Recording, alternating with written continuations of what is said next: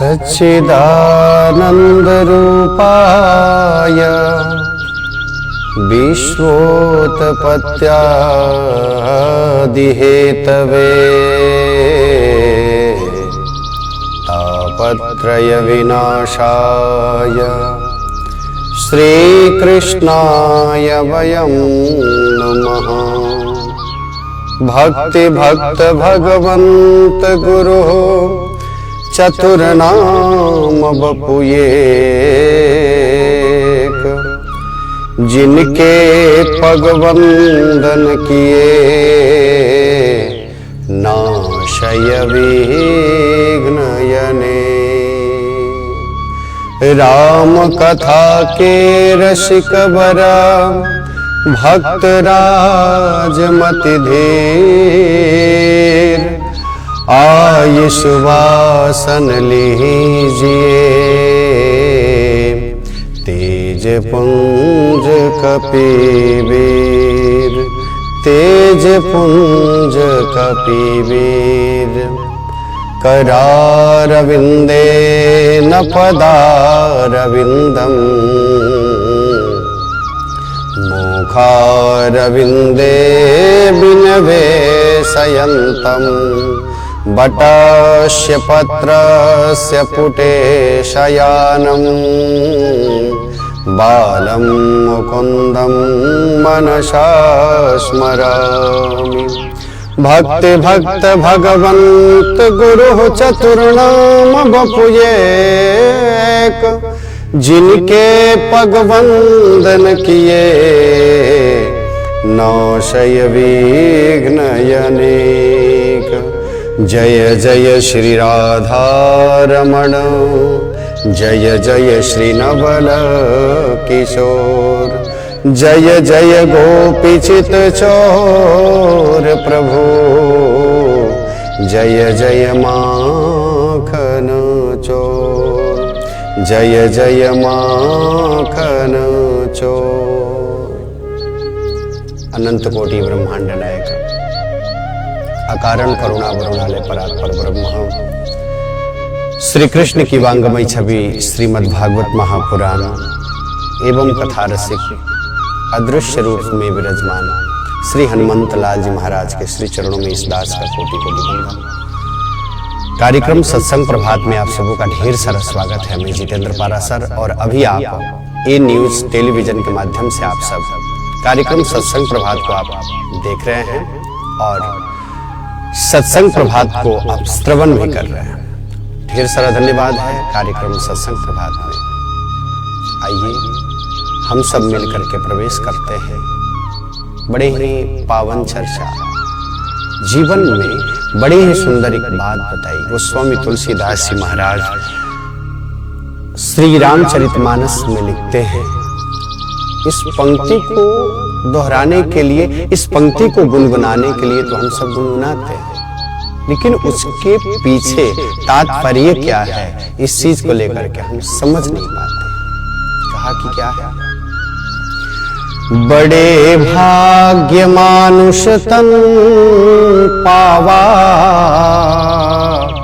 सुर दुर्लभ औषध ग्रंथ निगावा। सुंदर बात बताई कि बड़े भाग्य से ये मानव का तन प्राप्त होता है और मानव के तन प्राप्त होने के बाद ये कार्य देवताओं के लिए भी ये मानव का तन दुर्लभ है। और मानव का तन दुर्लभ है, आखिर क्यों, कारण क्या है, किस प्रकार से दिखा जाए? तो कहा कि बड़े भाग्य मानुष तन पावा। देवता लोग भी इस मानव के तन में आते हैं, आखिर कारण क्या है? देवता लोग भी तरसते हैं आने के लिए, आखिर कारण क्या है? इसी बात को लेकर के भागवत में पुष्ट किया। दुर्लभो मानुषो देहि नाम क्षणभंगुर। ये दुर्लभ मानव का तन है, लेकिन ये क्षणभंगुर है। पता नहीं पानी का बुलबुला है, कब समाप्त हो जाए, कब नष्ट हो जाए, ये कोई नहीं जानता। फिर भी ये मानव तन को प्राप्त करने के लिए देवता लोग इस धराधाम पे आने के लिए बार बार तरसते हैं। इसके पीछे कारण क्या है? ही बताया। देवता लोग इसलिए आते हैं, देवताओं की जो योनि है, देवताओं की जो योनि है, वो योनि सिर्फ भोग योनि है। जिस दिन देवताओं के जो पुण्य का संचय है, पुण्य जो अर्जित है, जिस दिन समाप्त हो जाए, पुनः उनको इस धराधाम पे आना पड़ेगा। लेकिन मनुष्य तन ऐसा तन है जिसमें आने के बाद वो मनुष्य, ये जीव, ये जीवात्मा अपना कर्म भी करता है और भोग भी उसी अनुसार से कर लेता है। मानव कर्म भी करता है और भोग भी होता है। लेकिन देखा जाए तो ऐसा लगता है कि हम और आपसे तो अच्छा वो गाय है जिसके मर जाने के बाद में भी छाल छील करके और बड़े बड़े ढोल नगारे पर भी लगाया जाता है और राम राम गवाया जाता है।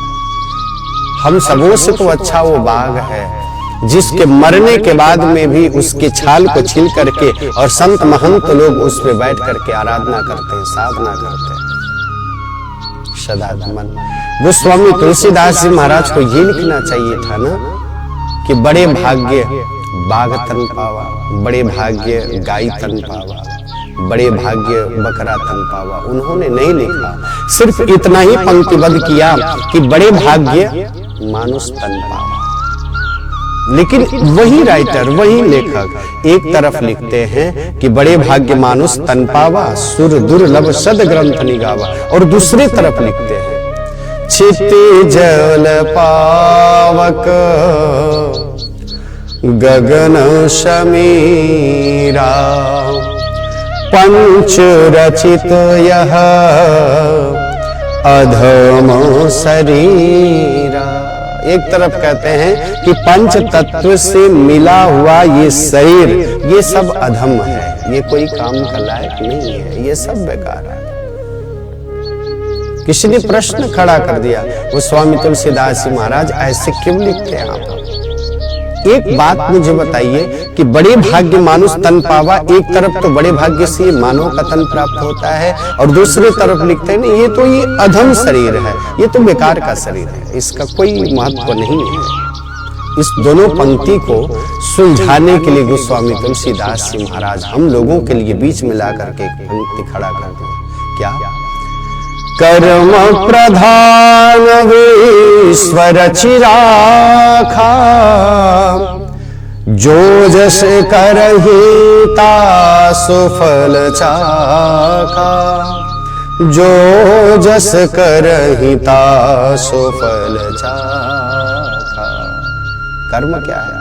कर्म की हमारे अंदर, हमारे जीवन में कर्म का प्रधानता दिलाया, और कर्म जो अच्छे हो, कर्म यदि अपना बढ़िया हो तो बड़े भाग्य मानुष तन पावा, सुर दुर्लभ सद ग्रंथ निगावा। कर्म यदि अच्छा नहीं है, कर्म यदि अपना बुरा है तो ये अधम शरीर है। मानव तन को प्राप्त करने के बाद वो मानव इस रास्ते पे खड़ा है जहां से दो रास्ते गए।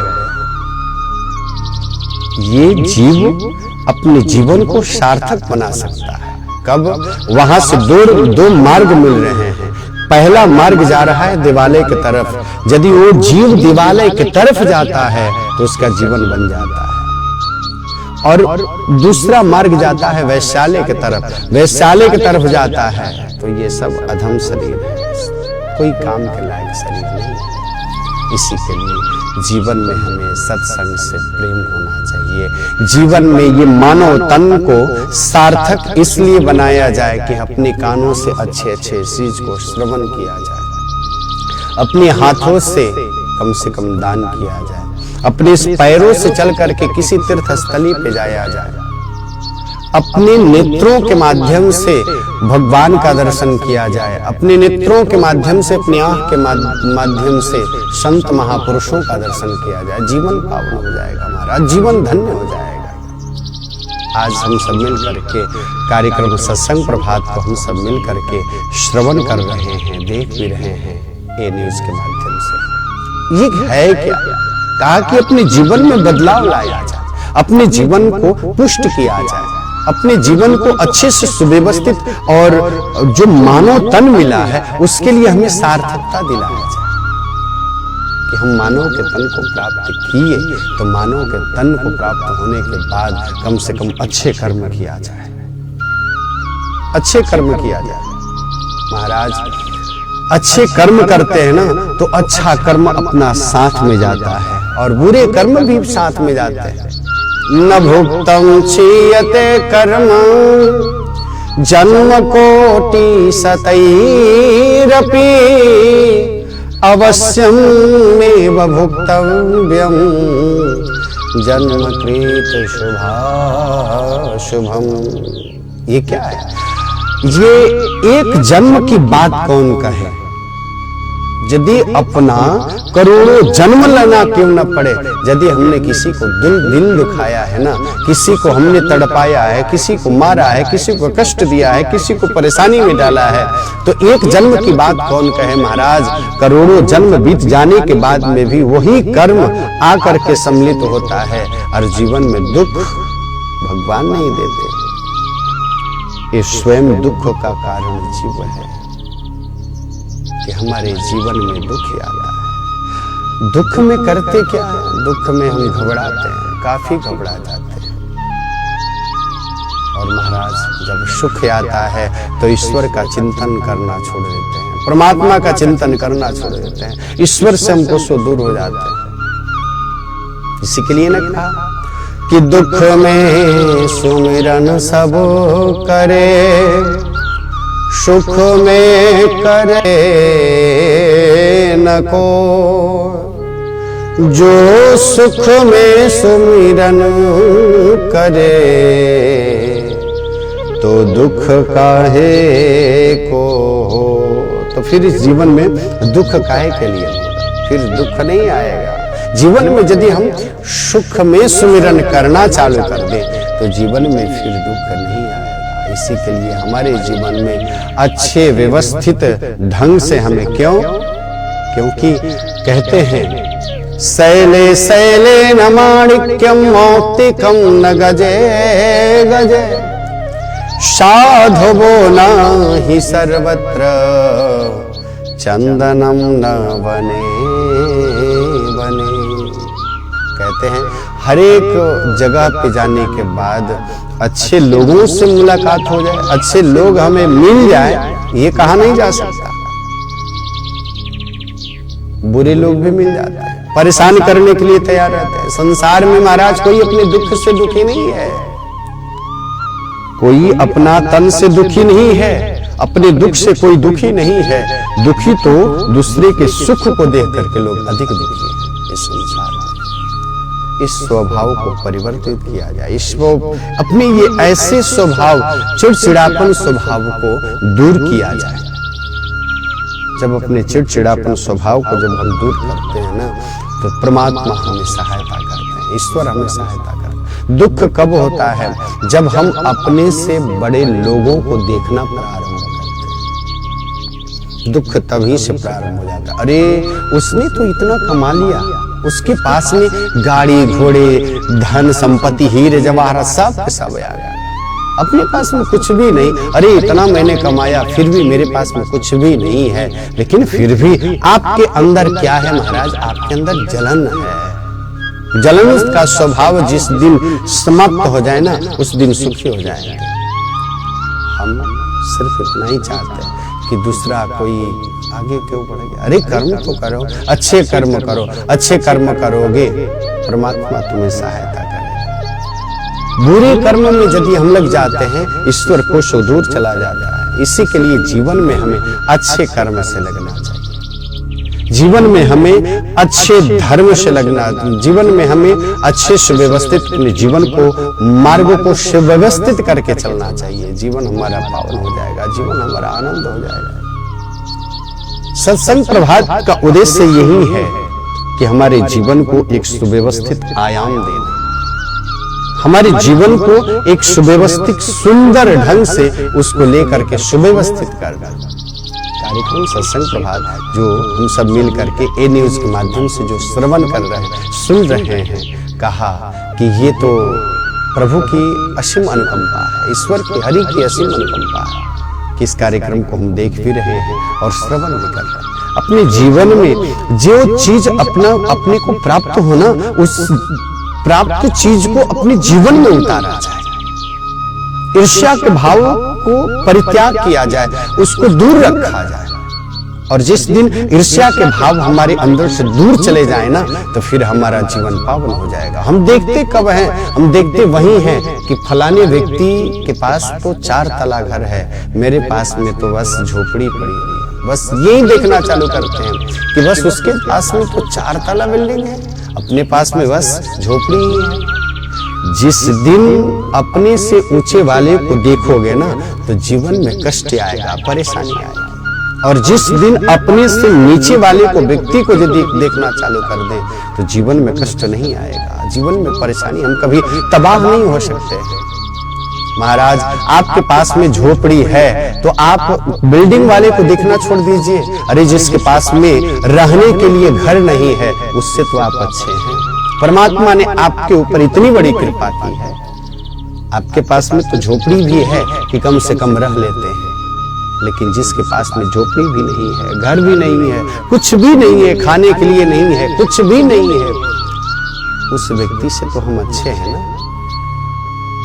तो फिर चिंता किस बात को लेकर के कि हमको परमात्मा ने ये नहीं दिया, भगवान ने मुझे ये नहीं दिया, मेरे पास में तो ऐसा होना चाहिए, वैसा होना चाहिए। मन का जो है ना, मन का भ्रम को धीरे धीरे हमें परित्याग करना पड़ेगा। और जिस दिन मन के भ्रम को हम परित्याग कर देते हैं ना, मन के भ्रम को हम तोड़ देते हैं, उस दिन हमारा जीवन सार्थक बन जाता है, उस दिन हमारा जीवन पावन बन जाता है। हम सोचते हैं क्या? हम सोचते हैं कि अरे हमसे बड़ा तो कोई है ही नहीं। कब? जब अरे महाराज, आपको तो ये पहना, कभी भी अपनी हैसियत को, कभी भी अपने जैसे स्वभाव था ना, उस चीज को कभी भी भूलना नहीं चाहिए। उस दुख को, उस दर्द को, उस कष्ट को, उस परेशानी को जीवन में कभी भूलना नहीं चाहिए। कि हम कहाँ थे, आज कहाँ आ गए, तो हम उस अस्तित्व को भूल गए, ये गलत बात है। इसी के लिए हमें हर पल, जैसे भी जिस स्थिति में हो, हमें ईश्वर का चिंतन करना चाहिए, प्रभु का स्मरण करना चाहिए। जीवन हमारा पावन बन जाता है, जीवन हमारा सार्थक बन जाता है। कहते हैं ना, सीताराम सीताराम सीताराम कहिए, जाहि विधि राखे राम, ताहि विधि रहिए। सीताराम सीताराम सीताराम कहिए, जाहि विधि राखे राम, ताहि विधि रहिए। बस जिस प्रकार से परमात्मा रख रहा है ना, उस प्रकार से रहा जाए। उस आनंद के पल को कभी भूलना नहीं है, उस आनंद के क्षण को कभी हमें भूलना नहीं है। हमारे अपने पास तो समय मिला है महाराज कि हम ये भी कार्य कर लेते हैं, वो भी कार्य कर लेते हैं। 2 ऐसे पात्र हैं जिनको मृत्यु होगी, इस दिन होगी कह करके ये पता था। पहले परीक्षित जी महाराज को, जब परीक्षित जी महाराज को श्राप लगा ना, तो परीक्षित जी महाराज को श्राप लगा कर, ठीक परीक्षित, आज से ठीक तुम्हें 7वें दिन तक्षक जाएगा और काट करके तुम्हें नष्ट कर देगा, यानी कि इस संसार से तुम्हें विदा कर देगा। यानी तुम ठीक 7वें दिन मर जाओगे, समाप्त हो जाओगे। दूसरा कंस, जब देवकी का गर्भ से जब आकाशवाणी हुई कि तू क्या मारेगा, तेरे तो मारने वाला कहीं जन्म ले चुका है। महाराज, जिसको जीवन भर के लिए इतना पर्याप्त समय मिला, कंस के पास में इतना समय मिला, उसने मृत्यु को सुधार नहीं पाई। सिर्फ मौत कहां, मौत से लड़ने का प्रयत्न किया कि हम मौत से लड़े जा करके। लेकिन वही परीक्षित जी महाराज एक तरफ, जब उनको ये पता चले कि बस आज के ठीक हम 7वें दिन मर जाएंगे, उन्होंने अपने घर को छोड़ दिया, राजपाट को छोड़ दिया, हीरे जवाहरात को छोड़ दिया, गाड़ी घोड़े सब बंगला सबको छोड़ दिया, यहाँ तक परिवार वाले को छोड़ करके और संत के शरण में चल गए कि कम से कम अपनी आत्म को परमात्मा में लगा दिया जाए, ईश्वर का स्मरण किया जाए, प्रभु का स्मरण किया जाए। मानव तन की सार्थकता तो उसमें है ना, लेकिन हम सोचते क्या है, मानव तन की सार्थकता के लिए हम महाराज विशेष रूप से ध्यान नहीं देना चाहते। जिस दिन हम ये मानव तन की सार्थकता के लिए जिस दिन हम ध्यान देना प्रारंभ कर दे, उस दिन हमारा जीवन सार्थक बन जाएगा, उस दिन हमारा जीवन पावन बन जाएगा, इसमें कतई संशय नहीं। इसी के लिए जीवन में जो भी हो, जैसे भी हो, अच्छे से हमें कर्म करना चाहिए। अरे महाराज, साधारण व्यक्ति जब हम अपना बाइक पे चढ़ते हैं तो चढ़ने के बाद बाइक का भी ख्याल होता है कि अपना बाइक में मोबिल है या नहीं है, सर्विसिंग की आवश्यकता है, कि समय से सर्विसिंग करा लिया जाए। लेकिन ये अध्यात्म से लगेगा, अध्यात्म के पथ पे चलेगा, तो इस शरीर के लिए हम कितना समय देते हैं, शरीर के लिए कितना समय देते हैं। शास्त्र तो कहता है कि सतम विहाय भोक्तव्यम सहस्रम स्नानमाचरेत्, कहता है कि 100 काम छोड़ करके हमें भोजन करना चाहिए। आपके समक्ष 100 काम पड़ा हुआ हो, उसको छोड़ करके पहले भोजन ग्रहण करना चाहिए। शतम विहाय भोक्तव्यम, 100 काम को छोड़ करके हमें भोजन करना चाहिए। और महाराज 1000 यदि आपके पास काम हो ना, उसको भी परित्याग करके हमें स्नान करना चाहिए। कभी कभी तो ऐसा होता है, ठंडी के मौसम में पता चलता है महाराज अभी स्नान क्यों करें, जब क्या बोलते हैं वो बसंत पंचमी आए तभी कर लेंगे, खिचड़ी का जब दिन आए तो उसमें कर लेंगे, मकर संक्रांति में। महाराज ऐसा क्या है, लेकिन कहा कि सहस्रम स्नानम माच, 1000 काम को छोड़ करके पहले स्नान करना चाहिए। और लास्ट पंक्ति में बड़े ही सुंदर बात बताई, सर्वम त्यक्त्वा हरिम भजेत्, सबको छोड़ करके परमात्मा का चिंतन करना चाहिए, ईश्वर का चिंतन करना चाहिए। और जिस दिन सर्वम त्यक्त्वा हरिम भजेत् वाली बात आ गई ना, उस दिन जीवन ये पावन हो जाएगा, जीवे धन्य हो जाएगा, इसमें कतई संशय नहीं है। कार्यक्रम सत्संग प्रभात ए न्यूज टेलीविजन के माध्यम से हम सब मिलकर के देख रहे हैं और श्रवण भी कर रहे हैं। मुझे आशा और विश्वास है कि कार्यक्रम सत्संग प्रभात से आप सब जरूर जुड़ेंगे और कार्यक्रम को नियमित रूप से श्रवण करेंगे, ये मुझे पूर्ण आशा और विश्वास है। कार्यक्रम सत्संग प्रभात से जुड़ करके इस कार्यक्रम को सार्थक बनाने के लिए, मानव तन को सार्थक बनाने के लिए कम से कम हमें इस कार्यक्रम से सहायता जरूर करना चाहिए, इस कार्यक्रम को जरूर श्रवण करना चाहिए। इसी शुभ संदेशों के साथ आपका जीवन मंगलमय हो। कार्यक्रम सत्संग प्रभात से जुड़े उसके लिए ढेर सारा धन्यवाद। आने वाले सत्र में पुनः मैं जितेंद्र पाराशर उपस्थित हो ही रहा हूँ। तब तक आप सबों के समक्ष मैं जितेंद्र पाराशर। जय श्री राधे, जय श्री कृष्ण।